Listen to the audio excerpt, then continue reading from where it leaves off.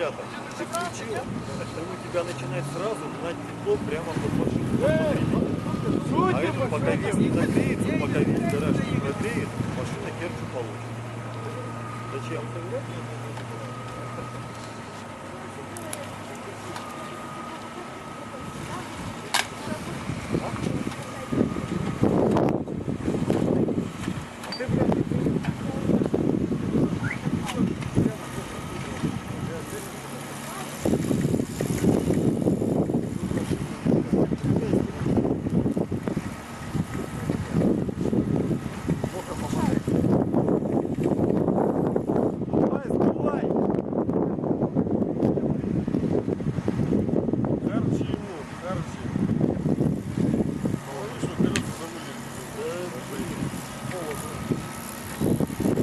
Размылились.